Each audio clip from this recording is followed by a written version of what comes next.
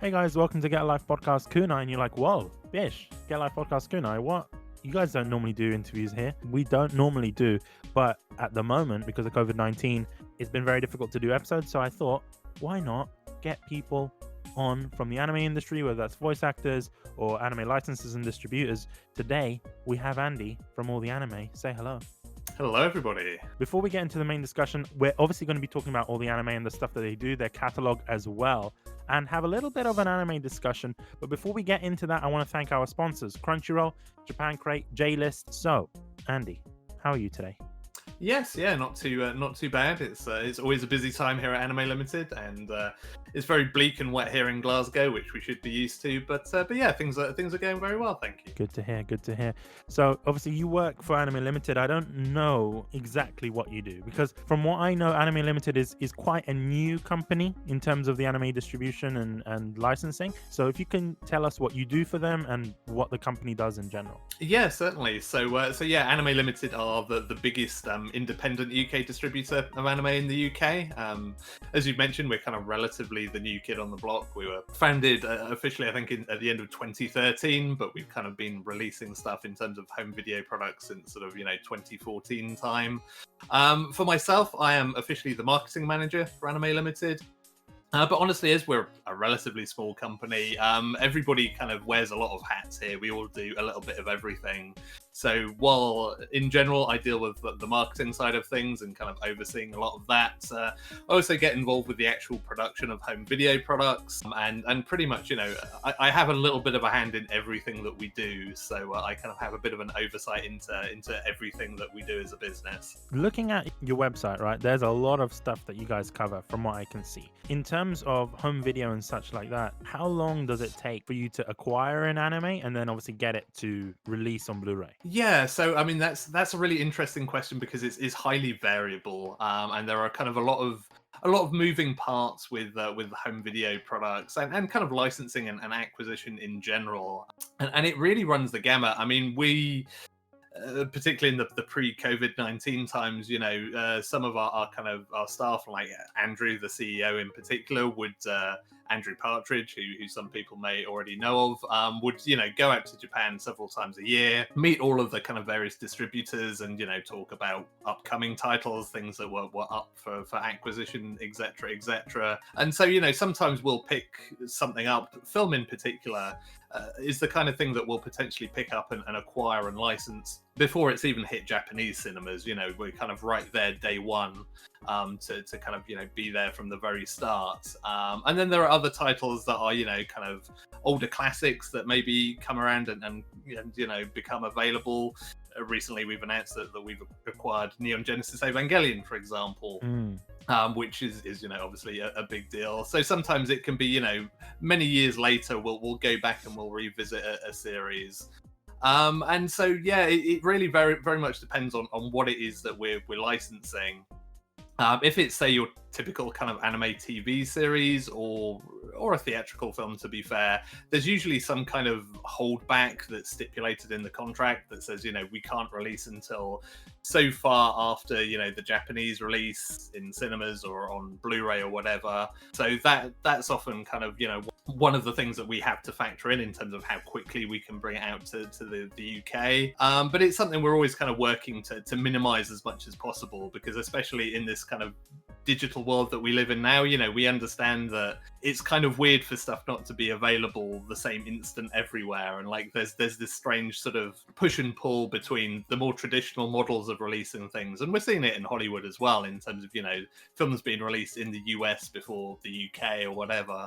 And so there's this strange kind of push and pull between, the more traditional model of holding things back and releasing things piecemeal in different territories, and kind of the desire of customers to get their hands on things quicker, because now we live in this global interconnected world. People know what's coming out in various countries. People know and can often simulcast the latest anime as it airs. So there's a lot more pressure to kind of say, hey, this is the hot show, bring it out now.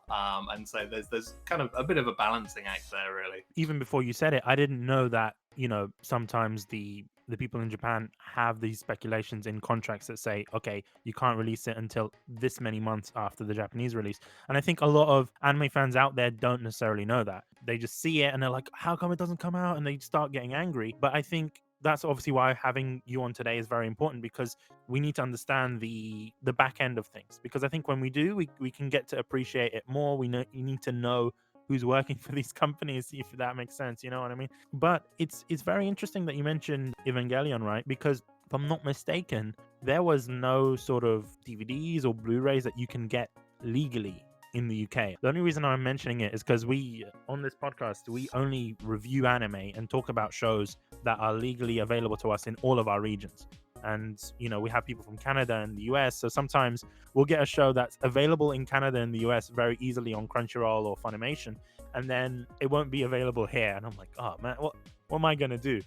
Evangelion was one of them. Like, I was going to the point to like buy like VHS tapes. In the end, we had to cancel the episode until obviously now it's legally available. I believe it's on Netflix, right? Yes, yeah, that is correct. Yeah, I mean, Evangelion in particular is a very strange one because it was released on VHS kind of in the US and UK, then later on DVD, and then it went out of print and kind of disappeared off the face of the planet. So as an older anime fan, let's just say, like, you know, I mean, Evangelion was it's kind of why I'm sat here. Like, Evangelion was the series that turned me into, from somebody who'd seen a couple of anime, into I think I love anime. Like, I think this is something incredible that I want to kind of dedicate a lot of my time to. And yeah, it's been really frustrating for the last kind of decade plus having this thing that is so incredibly good and is such an incredibly important part of kind of the history of anime and anime fandom and all this stuff that's not being readily available. Like you say, you know, there were maybe secondhand DVDs or kind of the last stock kicking around.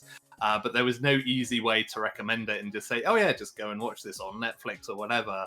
So yeah, it's been a real relief to see, you know, Netflix picking up the series. And obviously, like, as a massive fan of Evangelion, I'm really, really excited that we're able to release it on Blu-ray. And then yeah, like nobody has an excuse not to watch it anymore, thankfully. So how does that process work? Because as you mentioned, Evangelion is quite an old anime, but it's quite an iconic show. So how does it work for you guys in the office? Do you guys sit together and say, okay, these are the shows that we want to bring over, and then you start the process from there, or how does that work? Yeah, it's very variable. I mean, you know, what will happen with some titles is obviously, you know, we know all of the Japanese kind of distributors and publishers. They know us, so they'll quite often come with new titles or maybe a catalog of older series, and they'll, you know, solicit to us and say, hey, look, here's what's available, like here's your menu, if you like, for you to choose from. But obviously at the same time, from the other angle, you know, we're always keeping an ear to the ground in terms of what's available, what's coming out. You know, we're always sort of having a look at the latest trailers that come out of Japan for films and TV series and saying, oh hey, that looks pretty interesting. And you know, even likewise with older stuff, you know, we all, one of the great things about working for Anime Limited is we are all anime fans. Like, we're not just kind of business people who've decided, hey, there's some money in this business. Like, we all have our own kind of things that we're really passionate about and really kind of excited about on personal levels. And you know, occasionally we manage to pick up things that are sort of almost sort of personal projects for things that we really love. So yeah, there's always a very open atmosphere here at Anime Limited. If somebody has a series that they like, then we're always interested to kind of to hear about it and to kind of talk it through in terms of like, hey, is this am I the only person that likes this, or does this actually have, you know, is this going to have a market and an audience? And then obviously, you know, we can maybe do some digging and see what's available. So yeah, it's really variable. You know, sometimes things land on our doorstep and, you know, companies will come to us and say, hey, would you like to, you know, put in an offer to release this? But sometimes, you know, it is us tracking things down and talking to, often for older series in particular, it's just about finding who the right people to talk to are. Well, we're talking about the business angle. Like, every anime has effectively a production committee, and that is a collection of usually of various businesses that have come together to kind of put money into that production initially, who have a say in kind of every element of the sales of, you know, the DVD, the Blu-ray, the merchandise, etc., etc. And obviously, when that's a new or newish series, it's pretty easy to find the right people, and for all of the people who need to make that decision to convene or to have like an email thread to say, yeah, sure, it's okay, we can license this, we can release this. The problem with some older series is that, you know, parts of that production committee are either businesses that no longer exist, or they've kind of sold their stake off to another company, and so on and so forth. And that's where stuff can get really complicated and things can kind of get lost in the ether, because there are series where, you know, who actually owns the rights to things get incredibly complicated. And Evangelion, to a slightly lesser extent, was one of those as well, where there are some kind of complexities around it that you know, kind of needed to be figured out before, you know, Netflix could release it, and so on and so forth. But yeah, it's a very variable thing in terms of, you know, how we choose what to acquire. There's not a kind of single method that we use for everything. It's pretty variable. Okay. Speaking of Evangelion, because I really want to touch on this a little bit more, because I don't understand quite your relationship with Netflix. Do you guys get I don't know how the licensing works with them specifically, because it is available to stream on Netflix, right? But you guys are dealing with the home video release. How does that work? Yeah, so effectively what tends to happen when Netflix wants a title is, obviously they're only really interested in the digital side of it. So they will pick up the digital rights for streaming, which usually leaves the home video rights for somebody else to pick up. So in terms of a kind of direct connection on that license, certainly there's not really any correlation between ourselves and Netflix. Kind of Netflix went and sorted out the digital side of things, and, you know, obviously they have potential stipulations over kind of what is allowed for other releases, but then we've come in on the home video side of things to pick up the rights to release it on Blu-ray. So there is some kind of crossover. Obviously Netflix created a new dub for the series, which, you know, we'll be looking to get access to and things like that. But for a lot of the things where it's something that has streamed on Netflix as kind of a Netflix original or anything like that we then go on to release on home video, it's kind of like two separate things effectively. Because it's interesting that you mentioned the dub and everything like that. When you pick up the rights for home video distribution, do you also have access to the dub, or at the same time would you have to go then contact, you know, Netflix and say, hey guys, we want to include the dub and blah blah blah? Yeah, again, that can vary from title to title. Sometimes it really depends on who owns the rights to the dub, and kind of, again, how that whole kind of thing has come about, because there are some titles where, you know, the Japanese creator basically kind of keeps all the rights to the dub, and, you know, so we can just access it from them. Sometimes the rights to the dub kind of belong to the company that created it, and so, you know, usually you have to kind of go through the Japanese licensor as the intermediary to pick up that dub. And so sometimes there are costs, etc., involved. So it's pretty unusual that you don't have any level of access to something like that. But yeah, there are usually, from a business point of view, there are often just kind of considerations in terms of, you know, what is available and how it's available. Because I always found it very interesting, because I'm guessing from your perspective, working for all the anime, do you find that a lot of people, in terms of customers, ask for the dubs, if possible? Like, it would be interesting to see, especially in 2020 with streaming and you know, the way that's moved on with like simuldubs and things, to see exactly what the split is, because, you know, there's everybody loves, quote unquote, the classic sub versus dub argument, and, you know, that never seems to go away. So yeah, I mean, we definitely have customers that absolutely want a dub for everything that they watch. It's always preferable for us to have subtitle and dub options, but obviously sometimes it just simply isn't possible if there's no dub in existence.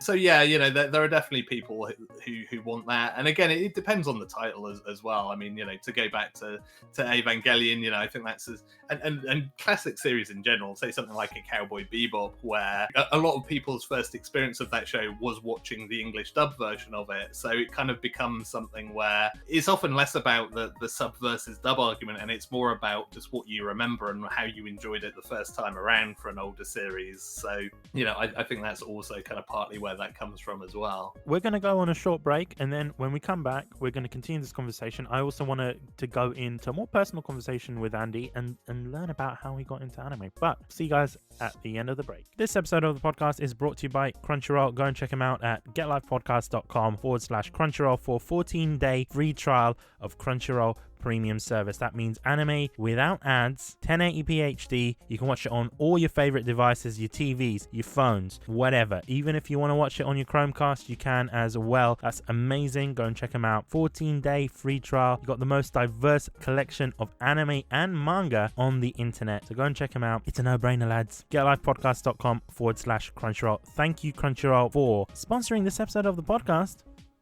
This episode of the podcast is also brought to you by the lovely people at Japan Crate. Japan Crate offers a unique experience of Japan through monthly crates filled with candy, and who doesn't love candy, right? Japan Crate brings you a delicious selection of snacks every month. You can check it out on our YouTube channel for $35 a month, and you can cancel anytime, but I don't know why you would want to. Learn more at getlifepodcast.com/Japan Crate. Remember, use the code GALP for $3 off on new subscriptions. So, getlifepodcast.com/Japan Crate. Use the code GALP for $3 off. And if you want to check out what snacks that you get in the crates, go and check out our YouTube channels. Links will be in the description, so go and check them out. Thank you, Japan Crate, for sponsoring this episode of the podcast. Okay, we are back. It's been about 5 minutes for you guys. It was like 2 seconds for us. Andy, I just wanted to know, how did you get into anime? In terms of being a fan, I got into anime really late. While I was a teenager, like I had a bunch of friends who would constantly go on and on about like Ninja Scroll and stuff like that. And for whatever reason, I always just kind of rolled my eyes at it and was like, oh yeah, that doesn't sound like my kind of thing. Like I'm not into anime. And then kind of my actual starting point for getting interested in it was actually back when The Matrix came out, and when that came out on DVD, because I had a friend that I worked with who, as soon as he found out that I'd seen that film and loved it, was like, oh, you have to see this thing called Ghost in the Shell. Like it was a massive influence on The Matrix. You have to see it. You'll think it's amazing. It'll be great. And I kept putting it off and just like, yeah, sure, whatever. Like, you know, it's just a cartoon. Like it's not going to be that amazing. And eventually he gave up just trying to persuade me and literally just forced the DVD on me and said, don't give me this back until you've watched it. Like, I'm going to make you watch this thing. So I'm like, fine, okay, I'll watch Ghost in the Shell. And I watched it and it absolutely blew my mind. Like, it was the animation itself, the kind of the story and the narrative and kind of the ideas that it was espousing that was kind of so completely different to the films that I was used to seeing. And so I was kind of blown away by it. I was like, okay, anime is kind of cool. From there, I then went and watched Akira, because of course you would watch Akira, and kind of had the same reaction of just like, this is amazing. At which point I sort of hit a little bit of a brick wall of like, well, where do you go from here? You've just watched two of the greatest animated films of all time, which is actually where Neon Genesis Evangelion came in, because that was, I picked up the first volume of that on DVD on a whim. Like I was on holiday, it was a rainy day, and I was just like, I'm just going to go to the shops, I'm just going to buy something to watch, and it was just happened to be sat there as a new release. I watched the first volume of that, and again, that was the one that just really blew me away, of just like, well, I'm 3 for 3 now. All of these things have been fantastic. Like, I guess I should start getting into anime.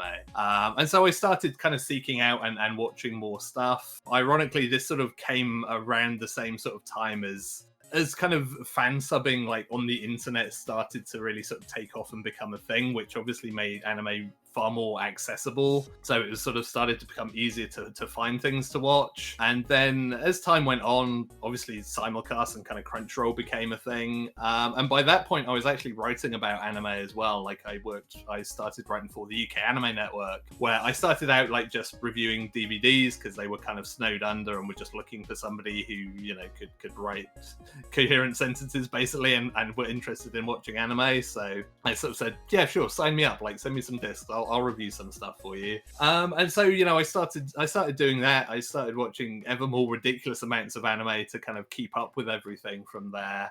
Ended up as the editor-in-chief of the UK Anime Network, and which kind of sowed the seeds for where I am now, really, because as time went on, I started getting interested, as we were talking about previously, I started getting interested not just in watching the hot shows. Like I started to get really fascinated by the business and kind of how the sausage is made, effectively, of like, you know, how does this stuff come from, you know, Japan to this shiny disc that I'm holding, or, you know, this stream that I'm watching on Crunchyroll. And so I started to dig in and kind of, you know, find out everything that I could about the industry as a whole, which kind of like takes me to about 3 years ago, when Anime Limited were hiring a marketing manager, so I said, okay, well, I'll throw my hat into the ring. I know a few things about anime, and I know a decent amount about the business now. And here I am, sat as a marketing manager for Anime Limited. You have a wealth of knowledge on anime and such. What would you say is your favorite genre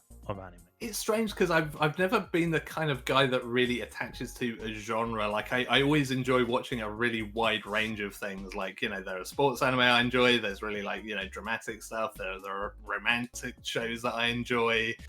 So yeah, I've never really kind of been somebody who's just like, oh, I like shonen anime. You know, I've always enjoyed.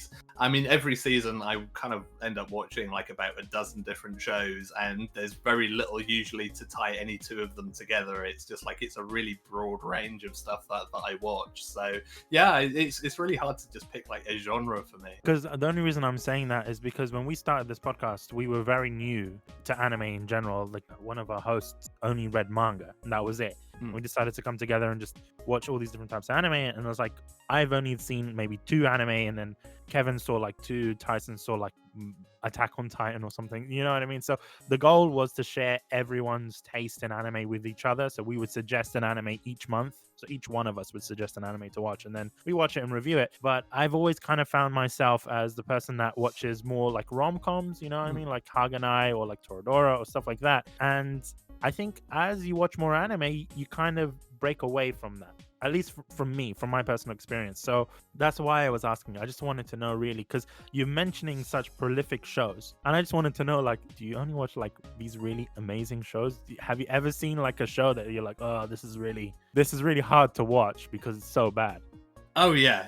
I mean, I've especially, and again, I mean, from the old days of like reviewing stuff for UK anime, you know, I used to, you know, you'd watch what you were given basically, and you would watch what was up for review. And I mean, especially, you know, even when I was editor in chief, you know, I'd always kind of put the word out of like, hey, who wants to review this particular show here? And then, you know, nobody would come back to you, and it's like, okay, well, I guess this one's on me to watch. So yeah, I've definitely written some pretty scathing reviews of various shows over the years, and yeah, there are definitely series that these days I feel like I'm a bit more blessed because I'm not having to review stuff. If I start watching something and I hate it, I can just stop.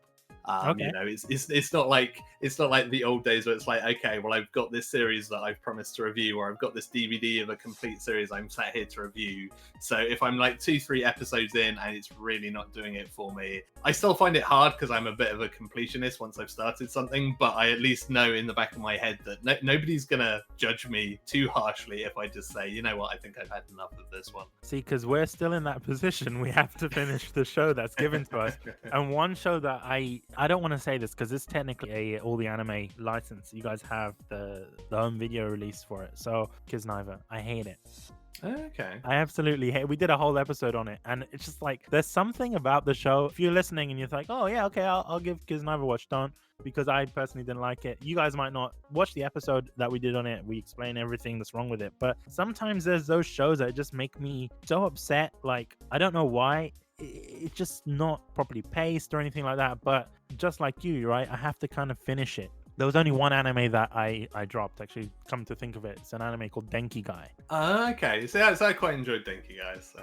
See, the thing is, right, that with Denki Guy, there's an internal meme on the podcast because we were supposed to review it. I was the one that suggested it, and I didn't finish it. I was like, oh, this seems cool. It's about like working in a manga shop. That's pretty awesome. And I only watched like 5 episodes of the whole show. And then we got to the recording where we were supposed to write notes and you know, watch all 12 episodes or whatever. And in the middle of the episode, I was like, I'm sorry, guys. I couldn't finish this anime. I couldn't finish it.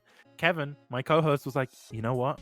Me too. I couldn't finish it. I don't know why. There was something about it. It's not like the anime was bad. It's just I don't know. There was something stopping me from finishing the anime. Yeah, and so, well, sometimes I think, and again, especially from back in my days of reviewing stuff, sometimes the worst anime in a way is the most mediocre stuff. Because sometimes you can either hate watch something and just watch it and just criticize everything that it does, or you can watch it and at least kind of come at it from an angle of you know, this is kind of I'm having a good time tearing apart what is wrong with this series and why I don't like it. But when something is really bland and mediocre, that can sometimes be the worst thing because there's just nothing to say about it. It's just kind of there. And that's often the stuff that I have the hardest time with, is stuff that I just have no strong feelings about one way or the other.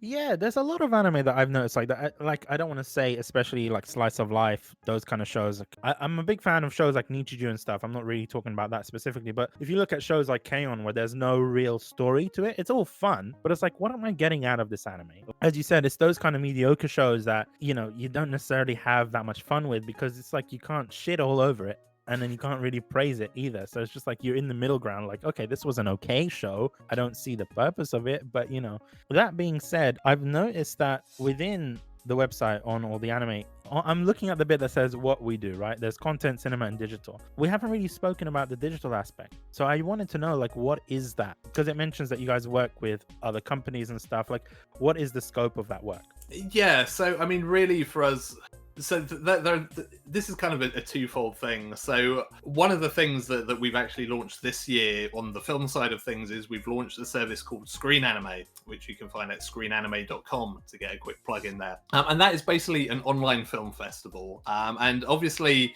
one of the first things that we kind of did as a business when COVID-19 kind of rolled around is we all sat down as a company just before kind of lockdown started, and we left our office to start working from home. Is we sat down and said, okay, what are the things that are going to get impacted that we normally do as part of our day-to-day that we can't do anymore? And one of the obvious things was, well, cinemas are going to be shut for a while at least. So what can we do in terms of bringing people film, while they're stuck at home? But what can we do with that as an idea that isn't just for right here and right now? What's something that will be a lasting service that will still be valuable in like 2 years' time or a year's time or whatever?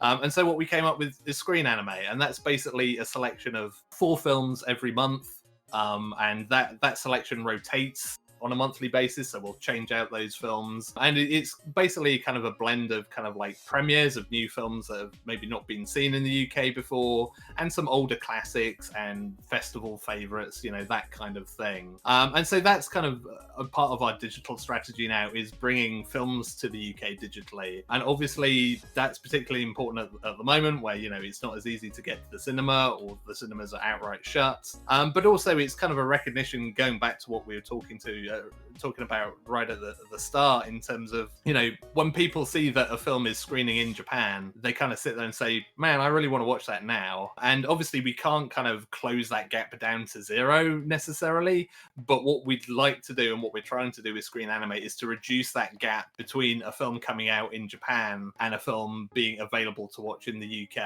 And so Screen Anime is kind of part of that grand plan to close that gap, and also just to serve people who, even in non-COVID-19 times, can't necessarily get to the cinema. I mean, obviously we're very keen on putting films into cinemas, and that's a big part of what we do, but we understand anime films, with the odd exception of something like a Your Name or a Weathering With You, aren't going to get screened in like hundreds and hundreds of cinemas, and they're not going to get screenings like every day for weeks. It's quite often just a one-day event in a smallish handful of cinemas. And so, Screen Anime also exists to bridge that gap for people who maybe don't get anime in the cinemas near them, to kind of give them an opportunity to see those films. So that's certainly a big part of our digital strategy. And the other side of it is really just, around TV series and stuff like that. Obviously you've got the likes of Funimation and Crunchyroll that pick up a lot of stuff for simulcast. But, where there are opportunities, we will pick up digital rights for series as well, so that we can put them on Netflix or put them on Crunchyroll, put them on Amazon, wherever it is the best fit for them, and kind of, make them available that way. And one of the big things that we did last year is we partnered with All 4, Channel 4's on-demand streaming service, to bring a whole bunch of anime to them, because All 4 is targeted at exactly the right demographic of people who are perhaps either like casual anime fans, or who would be anime fans if they sat down and watched it. And so they kind of came to us and said, well, look, we're really interested in content, what can you give us that would sort of fit our audience? And so obviously we've worked with them to bring a package of anime to them, like stuff like Sword Art Online, Cowboy Bebop, and kind of a really good selection of stuff that, like you were saying, when you're new to anime, that question of like, what do you watch, we tried to kind of curate a really good list of like, hey, just go check out the selection of mostly classic stuff, kind of modern classic or otherwise, on all four, and see if you like it, because we reckon you'll probably come out of it an anime fan. See, because I didn't know that, because I was a bit shocked by that, because I didn't notice that there was anime on all four. I was just like, what? This is new. This is, welcome change. I didn't know that you guys were responsible for that. So I want to thank you for that. When you're talking about Screen Anime, right, I've noticed you did mention that there's 4 films every month and it rotates each month. How does that work?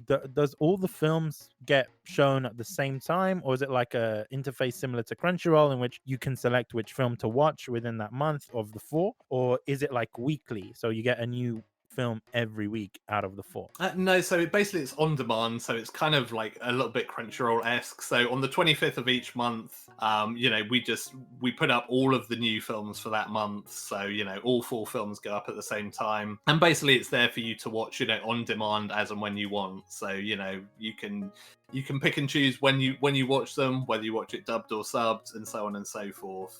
Once a week on Thursdays, we do like an online watch along on Twitter, where the Screen Anime UK Twitter account will just it's kind of an interactive watch along, which I know a lot of people have been enjoying, especially whilst you can't get out so much. But no, it's really just a kind of watch it whenever you feel like it, whenever you're ready for some anime. You mentioned that obviously new stuff gets shown every 25th of each month. The old catalog, does that get removed, or does it still remain on the site? Yep, so that basically gets removed. It's kind of a complete refresh. So it basically kind of fits in with the idea of it as an online film festival. Like, it's kind of a limited time window to watch for that month, and then we'll switch it out with new content the next month. So how do you curate the films to watch? Like, is there someone specifically, or is it like all of you guys come together and say, okay, we think that this 4 films would be the perfect choice for this month?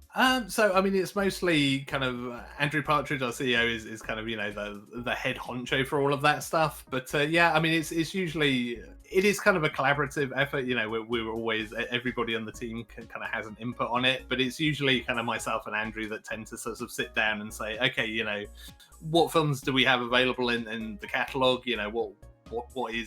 What is on the docket that we can offer people, and then we try and kind of create something that's gonna be somewhat kind of themed and be kind of the right films at the right time each month. It's like kind of the current lineup is sort of a pretty summer focused. There's a lot of surfing and beaches going on, and sunshine in all the films that we've got this month. And we just try and have something that we can kind of curate everything around. But also sometimes it's just about last month we had Weathering with You as our kind of digital premiere, because that was the earliest that we could bring it to people, and we know it was a hot film that a lot of people wanted to see, so we just wanted to make sure they could get their eyeballs on it as quickly as possible. See, it's very interesting for me, because obviously I don't really watch anime films. Like, I think the first time I've seen an anime film properly, it's so weird, I was on an Emirates flight to Dubai, and they were showing Your Name. And that was the only anime film that I got into or anything like that. And I thought it was quite interesting. But it's like, I don't know. I find it very difficult for me to get into anime films, because I don't know where to start. Because a lot of the anime films tend to be, one-off films, from what I presume is what you're showing on Screen Anime, or stuff that is associated with a series or a manga, if that makes sense. So like the My Hero Academia film, or like, what it was the Demon Slayer, that's the one.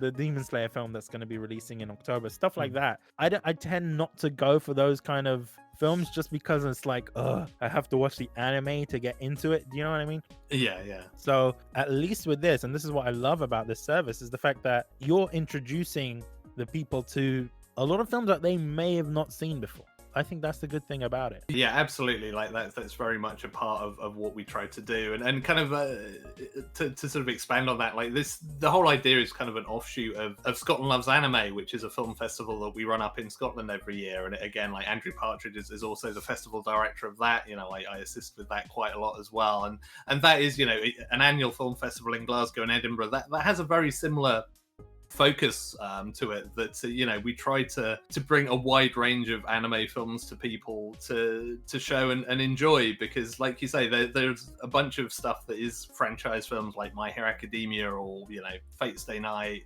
or the Demon Slayer film, whatever it is, that caters to a very specific audience who have watched a TV series and love it. But there's also such a wealth of, especially now, there's a lot more anime film kind of coming out every year, and there's a whole wealth of original anime film that you can watch without any prior experience of anime, to be quite honest. I mean, I think Your Name kind of proved that as sort of a breakout hit, that it can be a really good introduction to people who've never watched anything that they'd consider anime before.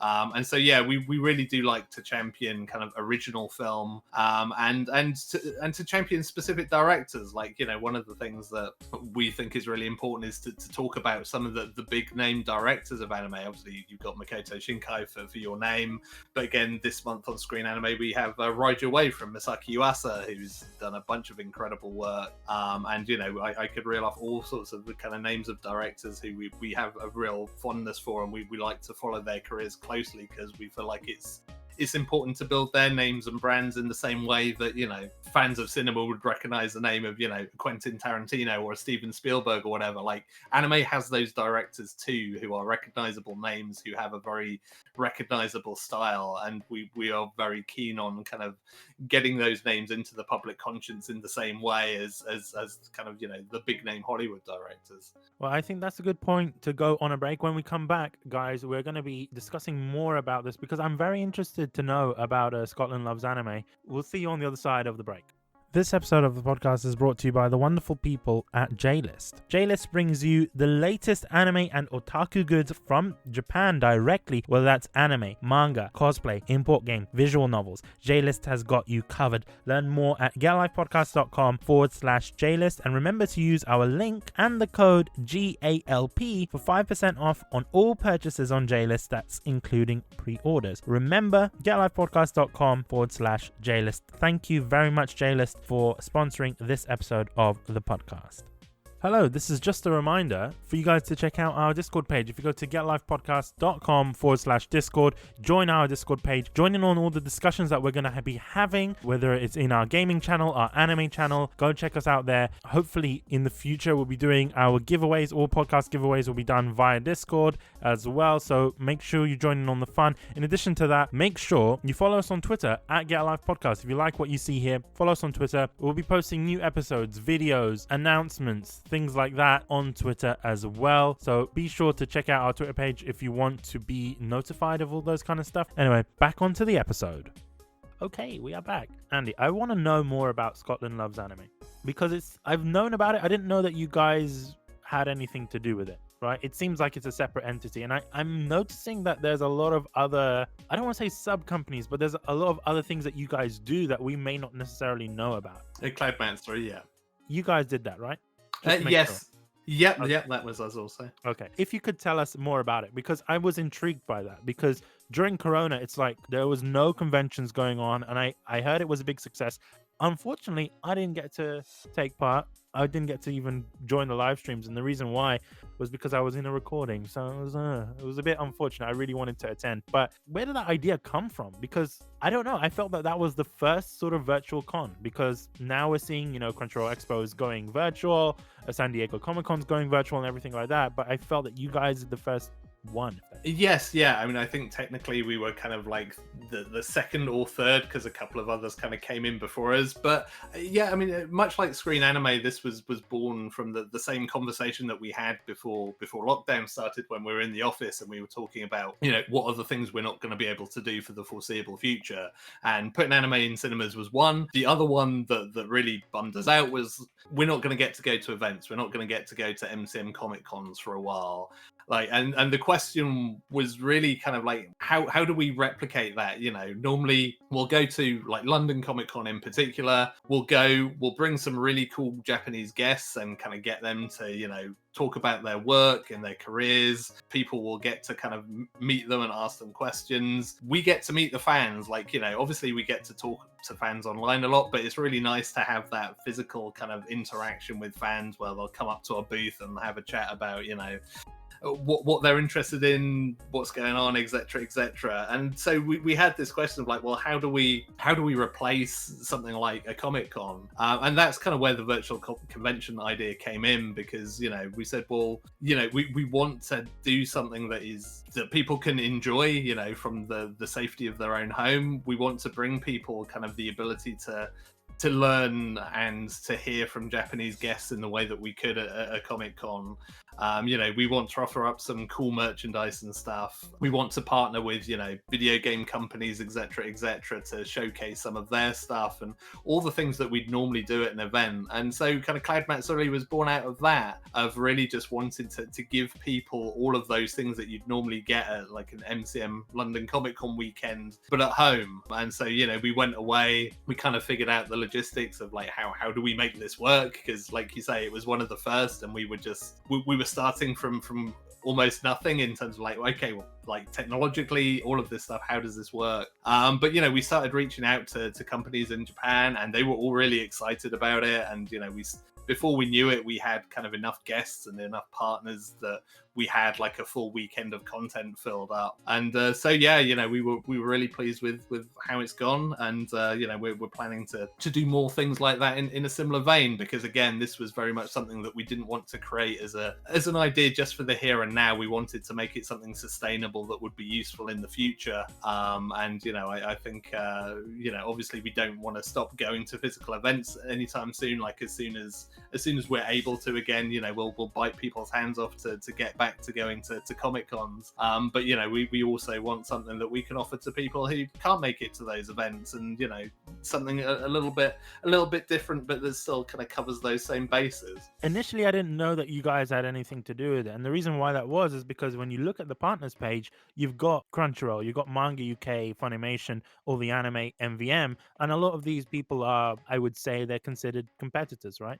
So how did you guys get those guys on board, especially if this was something that was run by effectively all the anime? How did you guys manage to get them on board? The way we looked at it was, and I think especially given the news and events around that time, it was quite easy to do. Like we looked at it very much as a community thing rather than as a business thing. Like we didn't really sit down to create that event with kind of a business plan of like, well, here's how much profit we want to make, etc.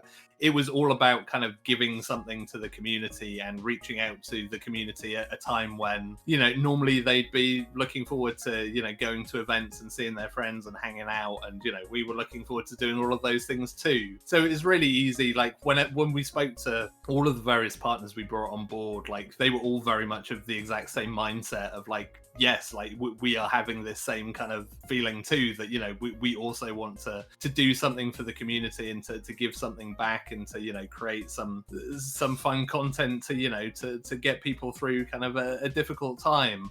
And so it was actually incredibly easy. Like, I mean, everybody was very much on board from the get-go and needed very little persuading that this was a good thing to do for the UK fandom and beyond. We did want to make sure it was something that was pitched to the US and other territories as well, rather than being just a UK specific thing. And it was really nice. It's kind of a really good example of how great the anime community is in general. Like, yes, we are competitors and rivals in one sense. We're all kind of in the same boat, and we're all kind of a bit of a big family at the same time. Like, there is a kind of respect and friendship between all of us. Like, there aren't really many tooth and nail fights. Everybody gets on pretty well, and kind of pulls together when it's beneficial to everybody. From what I see online, I don't know, there's that sort of fandom type situation, like when you have like Xbox fanboys or PlayStation fanboys, etc., and they kind of argue with one another. I've noticed the same thing happening with fans of Funimation and Crunchyroll, for example, and people be like, no, Crunchyroll's better, no, blah blah blah. So it's nice to see that as companies you guys aren't like that, and it's more necessarily the fans. I don't think they should be acting like that, but it's nice to see that you guys are working together for the greater good. Yeah, absolutely. It's very interesting to me, just the idea and the strides that you guys are taking, because I don't know how the cloud Matsuri works, right? In the sense that when you have expos and stuff, there's a lot of money to be made, you know, merchandising and selling tables and stuff and all that kind of stuff. I'm guessing you guys aren't making as much money doing this, and it was very clear by that. It just seemed to me that it was very fan focused. We don't see a lot of that nowadays, so I want to thank you for, and obviously all the anime as well, for doing something like that, and the idea of screen anime as well. But going back to Scotland Loves Anime, where did that come from, the idea behind it? Yeah, so I mean, Scott Loves Anime was basically Andrew Partridge's brainchild, and I guess the thing to remember is that Scott Loves Anime is over a decade old at this point. Like the first year of it was 2009, and the anime landscape for film in particular in 2009 was completely different. Like in that there basically wasn't one, you know, unless it was a Ghibli film or, you know, something really, really massive. Anime just wasn't getting into cinemas, and it was incredibly hard as an anime fan to get to see any anime film, really. If you were lucky, you'd maybe wait kind of a couple of years, 2-3 years, and you'd get to see it on DVD or Blu-ray. But that was kind of it. And so Scott Loves Anime was really born out of the idea that there's all this great cinema, there's all this great anime cinema in Japan every year, and nobody's getting to see like 95% of it, and that needed to change. And so Scott Loves Anime was really born from that, and kind of like I was saying previously, really it was partly obviously for existing anime fans to say like, hey, look, here are these great franchise films, here are these great original films, but it was also just about introducing and educating people about anime as a whole. And one of the fantastic things, you know, I've attended every Scott Loves Anime in some shape or form, whether it's been kind of working on it or just as a punter effectively. One of the great things that you get to see is, you know, going to a screening in Glasgow or Edinburgh and just seeing the range and breadth of people that go and watch films there. You know, it's not just your typical anime crowd. Like, you know, you'll get to see elderly couples, etc., who have maybe like seen a poster for a film and it's like, oh, that looks nice, you know, that looks interesting, and they'll go and see it and they'll really love it. And, you know, it doesn't mean that they're gonna, you know, become hardcore anime fans. They're not gonna go away and watch Dragon Ball Z, but, you know, it's really important to show that, you know, anime isn't just those things that it tends to get pigeonholed at, right? It's not just the shonen battle anime of people screaming for hours. It's not just, you know, the kind of fan service. There's this huge breadth. Like animation is a medium, like it's not a genre, and so the education part of it is really important for Scott Loves Anime, to show people everything that anime is and can be, whether it's really kind of bizarre and strange short films through to, you know, a big kind of blockbuster hit, through to kind of a fan favorite film. And so kind of that's really where it came from. And I mean, I guess it's worth noting, like, Scott Loves Anime is not an anime limited thing. It's actually kind of its own independent thing. It's run as a charity. It just so happens that kind of the people that are most passionate about it are also all Anime Limited employees as well.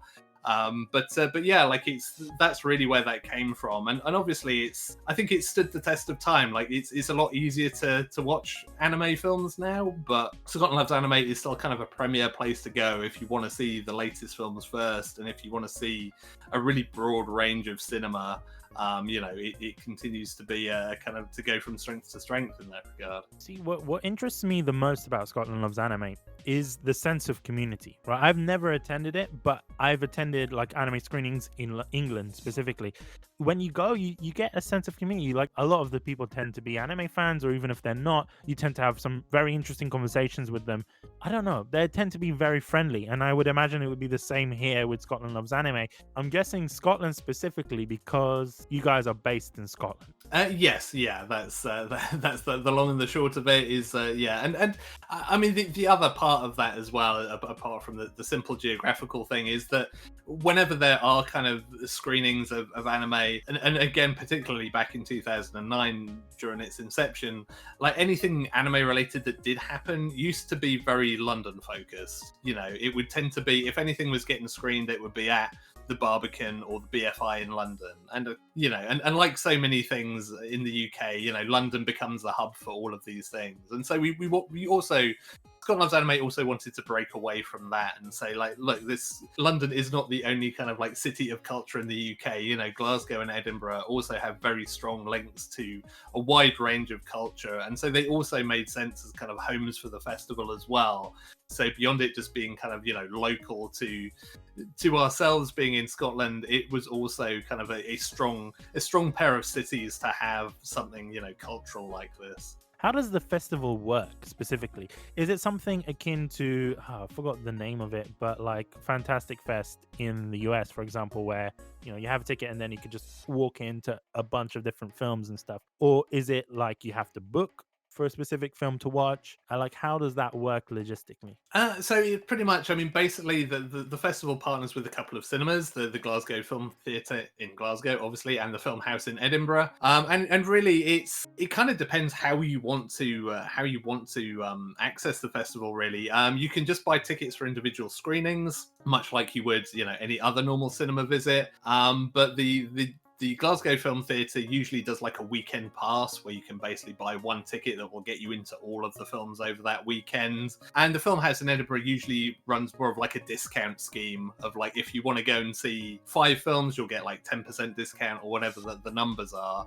So it's very much a kind of, you know, you can, there are some people, and I used to be one of them before I kind of started working with the festival directly. I used to be one of those people who'd go to every single screening, you know, and I would practically not eat for the weekend because there'd be so many films going on, there wouldn't be much time to actually go and get food, which was perhaps like suboptimal for my own health. But yeah, so you know, you can go all in and you can just go and watch everything, or you can just pick and choose and say, hey, these are the films I really want to see, you know, maybe not. And depending on the popularity of the films, there are some films you can just walk up and, you know, go buy a ticket on the day at the box office. Obviously more difficult for some of the big hotly anticipated films, where there have been times where we've kind of we've blocked Sauchiehall Street, the main street in Glasgow, with queues back from the cinema of people wanting to get in. But yeah, you know, it's pretty much, you know, the traditional cinema experience in terms of ticket buying. See, that seems very interesting to me because I never really thought about it like that. Like, my initial sort of idea of it is like, you know how you have film festivals in the US, right? Especially the ones that tend to be outside and have this massive screen. That was my idea. I didn't necessarily understand that it was in cinemas. Is it the case that, for example, let's say I go to it and I miss a screening, is it like one and it's done, or would they rescreen it within the day? Usually most screenings are just kind of one and done. Occasionally we have, in Edinburgh in particular, we tend to have like a few overflow screenings like into the next week. So the most popular films, if films sell out quickly, we'll maybe see if we can put a second screening on. It's very much dependent on kind of what capacity the cinema has, because yeah, if we sell out of a screening completely, then we'll maybe try and put a second one on. But it's usually just a case of, you know, what tends to happen is we have one weekend in Glasgow and then the following week in Edinburgh. So, you know, if you're willing to travel like from Glasgow to Edinburgh or vice versa, then, you know, you can actually watch films more than once. But for the most part, it's just kind of a single one-off screening. The reason why I'm asking is because I really want to go. Like, I know it sounds so stupid, but part of me wants to go to that because there isn't much, you know, going on in England anymore, which I found a bit odd. You know, you mentioned obviously that there's some screenings in like the Barbican and stuff like that, but I don't want to go to the Barbican. I just want to go to like Scotland and explore a little bit, because I've been a couple of times, but I thought, you know what, I'm gonna go there. Is there plans to sort of expand anything that you guys are doing, whether that is Cloud Matsuri or, you know, Scotland Loves Anime, like those kind of things? Are we gonna see like an expansion, or you can't really say? I don't know. Yeah, I mean, definitely, you know, the Cloud Matsuri idea is something that we're going to kind of continue to work with and you know, probably sort of, you know, change and massage as things change. So, you know, I think that's something that you'll certainly see more of from us. And I mean, in terms of putting film into cinemas and things like that, you know, we're always looking at what we can do and you know, ways to make anime more accessible to people, and obviously cinema is an important vector for that, especially once we kind of get beyond the current situation, and cinemas, getting to cinemas is more easy and more readily available. So yeah, I mean, we're always looking at what we can do to expand things out and to make it easier for people to see the cool content that we want to show off for people, and hence things like Screen Anime as well. That being said, I just want to thank our sponsors, Crunchyroll, Japan Crate, J-List. That was the first time that I actually remembered them in order, so I'm going to give myself a little bit of a clap here. Either way, thanks, Andy, for coming on. I really did enjoy the conversation. And where could we find you? Yeah, well, thank you very much for having me. First and foremost, it's always good to have an excuse to chat about anime for a bit. And yeah, so you can find us online at www.alltheanime.com, and you can find us on all of the usual social platforms at All The Anime. What about you specifically? If someone was like, you know what, I really like Andy, I want to give him a follow on Twitter. Yeah, if you want to follow me on Twitter, you can find me at Hannah's1979. And if by any chance you want to see just how much anime I've actually watched, you can find my anime list profile is just Hannah's. So take a look at that, and then try not to look at the bit that tells you how many days worth of anime you've watched, because it's kind of painful. Has it gone into the years? No, I don't think so. No, looking, I think my completed list at the moment is like 230 something days, but that's still a lot.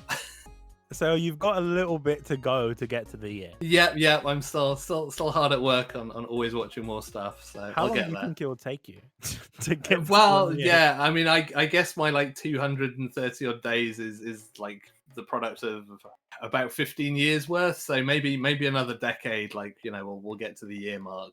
I just need to watch more, clearly. Hopefully so. And when that does happen, you need to do something for it, like get a cake or something. Yeah, that would be interesting. Always looking for an excuse for a cake, so I'm up for that. But that being said, thank you guys for watching this episode. We are going to have more regular content. Hopefully, if you guys like this small sort of interview series, we might be continuing it. In addition to that, we will be having other anime reviews coming up each month as well. So, bye.